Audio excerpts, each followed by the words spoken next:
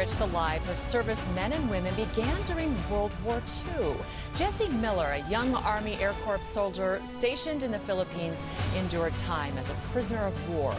Years later, Jessie recalls being a prisoner of hope. His story of survival, service, and most importantly, faith led to a global ministry that continues to touch the hearts of other military men, women, and their families. Well, joining us from Cadence International is Matthew Bocelli and Angie Sprague. I got your name right, didn't I? Yes, you okay. did. Thank you. So glad to have you here with us. We just touched on a little bit of Jessie Miller's story, but it's really incredible. Tell me a little bit more about what you know of him serving as a prisoner of war. Well, for sure we know that he suffered because he was a survivor of the Bataan Death March. And in 20 days, he lost 75 pounds. Wow. And when you read his book, you find out that virtually everyone around him was dying. And he made it to the camps and then served as a prisoner of war under the Japanese for 3.5 years. A long time. So, but he had great faith. He had faith in God.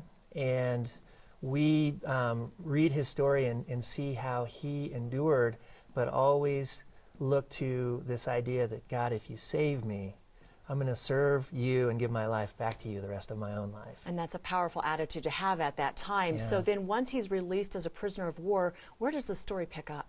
Well, he did, he survived. He went back to California. He actually went to a Bible college called Biola. And then he was true to his word. He went back 5 years later to the Philippines. He also got married to Nettie. And they were the founders, along with 3 other couples. In 1954, they started what's now called Cadence International. Okay. And the specific focus was to go back to these installations around the world and come alongside soldiers who need their help and support. Now, Jessie's attitude towards life after World War II, you know, he stayed focused on the positive, really not dwelling on the misfortunes and Right. the struggles that he went through. Tell me a little bit more about his attitude.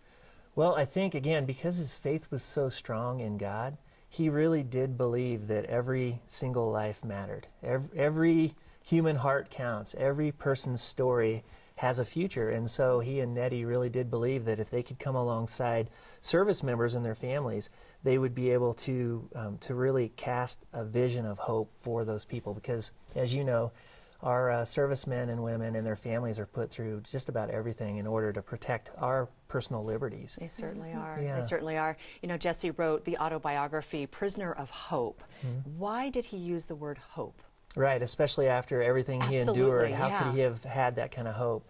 I think that the way we view hope, even with our faith, is twofold. One is, hope is about the future. It's always about the future. Do I believe that my life matters? It counts, and there is an opportunity for me to do something that really can have an impact.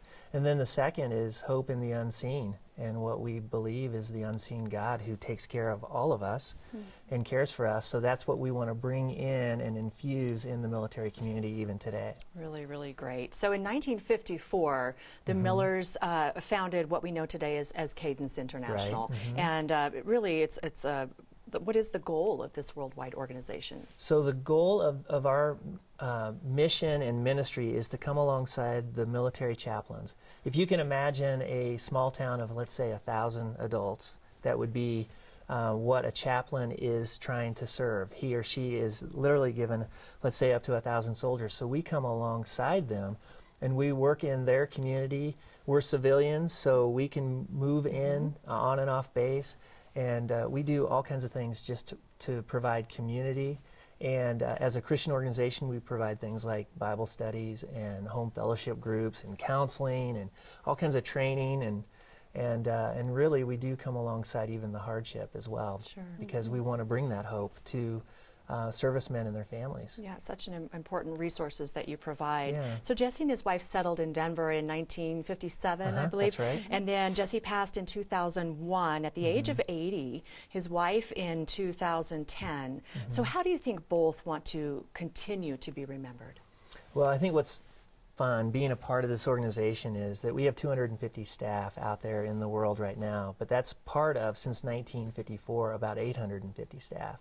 So his legacy and their legacy has actually pushed out into the world in a way that we get to represent what he first represented, which was, I believe that under every uniform is a heart.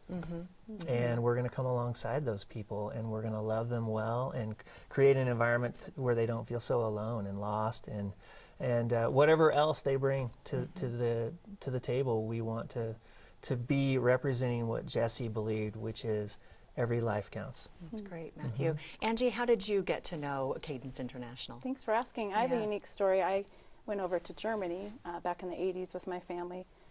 My parents chose to join Cadence at that time and run a hospitality house in Germany. So as a 16-year-old, I got to move, leave all my friends, and say goodbye. It was very difficult, as you can imagine, but probably the most life-changing event in my life, true. The friends I made, the way the military kids are, they're just loyal, different than here in the States, because they only have each other, and they're in a small, isolated community, so they don't have a lot of outside resources or things they can join in on, like our kids here do. And I have 4 teenagers, and so that perspective has just, it's drawn me in. I love the military and how they hunger for God, and their faith is just solid when they choose to have that, and that's what drew me in to continuing on. Sure, now I'm at the headquarters. So obviously made a profound impact on you as a teenager. As a teenager and beyond. And so now, how are you involved now? Now I get to be a voice of Cadence. I love my job. It doesn't feel like a job. I work at the headquarters right on the corner of Hampden and Broadway. Big 3-story building. Many of you have probably driven by and didn't realize we were Cadence, but that's where we are.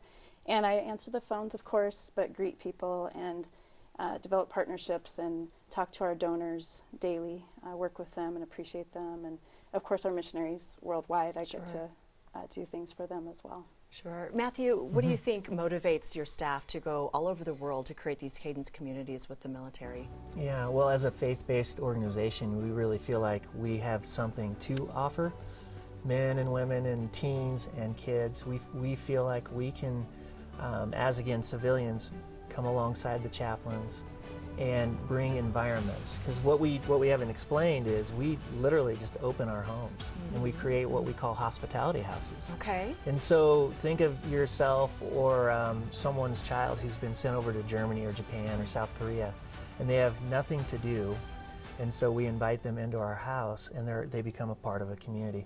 And it literally starts with hospitality, like a good home-cooked meal, and then out of that everything blossoms. Yeah, I mean, out of a good home-cooked meal, what couldn't blossom from Right, that, right? Yeah, we have great cooks in No Cadence kidding. International. Well, I want to get to the really important celebration that you have coming up on June 24th, which is the Cadence Celebration.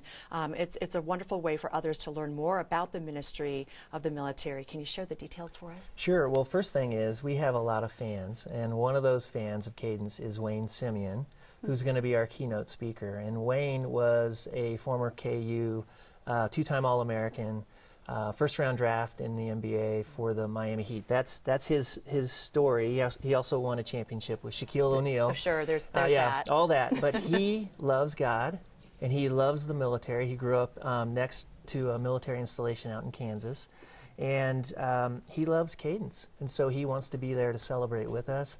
And it's at Wings Over the Rockies, as you said, so we're going to have this beautiful museum to open up to all the people who are coming. And we would love for anyone to come on June 24th from 6 to 9 p.m. there. Wonderful. Well, Matthew and Angie, thank you so much. What an important organization. And we appreciate you sharing it with us and coming back on. Thank you very much. You're very welcome. Well, a Cadence Celebration is on Saturday, June 24th from 6 p.m. to 9 p.m. at Wings Over the Rockies and Space Museum.